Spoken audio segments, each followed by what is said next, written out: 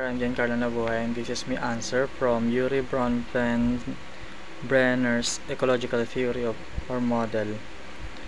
And the number one question is, Yuri Bronfenbrenner's ecological theory or model consists of 5 interrelated systems: the microsystem, mesosystem, macrosystem, exosystem, and chronosystem.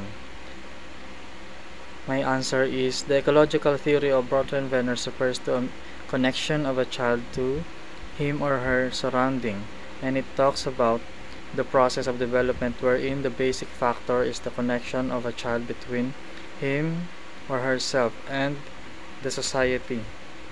And the basic factor of this or stage in the microsystem, it includes immediate environments, and the next one is the microsystem refers to the connection between environments, and the next one is the exosystem or the connection of indirect environments, and the next one is the second to the highest stage among those 5 stages, the macrosystem, wherein it includes the connection between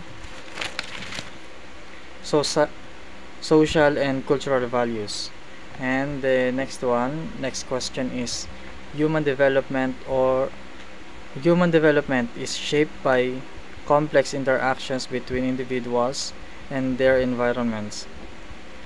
The answer is, the model of ecological system theory of Bronfenbrenner's consists of 5 interrelated systems, which he explained that the evolution or the process of development of a child is sometimes or typically it refers to what value did a child get and learn to its surrounding.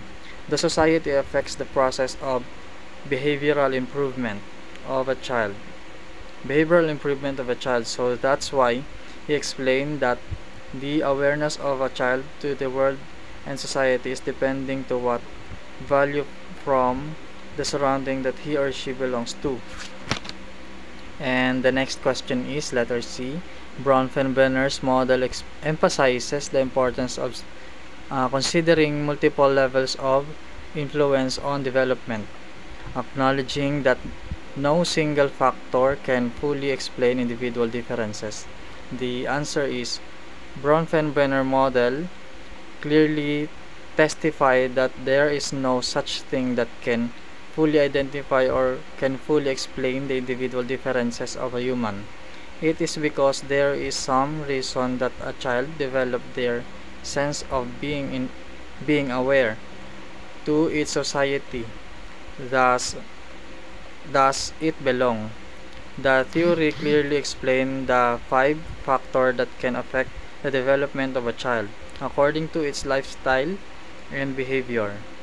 The differences of a child can sometimes be explained by the connection and the relation of their family, friends, relationships, parents, and other that can consider as part of the society near to him or her since then.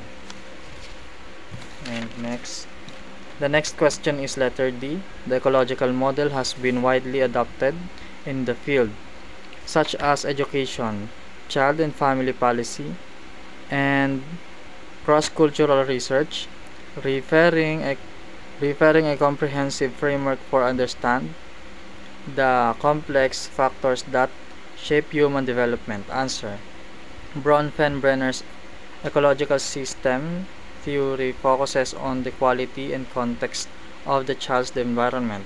The interaction within the environment becomes more complex.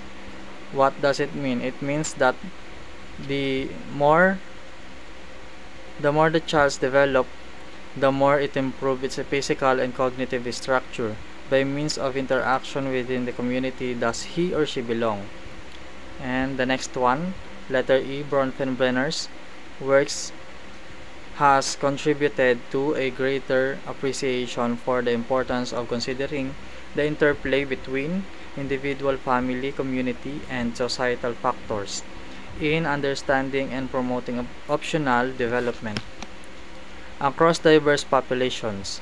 The answer: the theory of Bronfenbrenner has a contribution for the better understanding of an individual difference The theory of ecological systems shape a child's development. It approaches to development that emphasizes the interactions between multiple systems and there are the four major components of ecological systems. It helps to influence individual differences when it comes to developmental concern. Yun lamang po, and thank you, sir. Pasensya na po kung na-late po.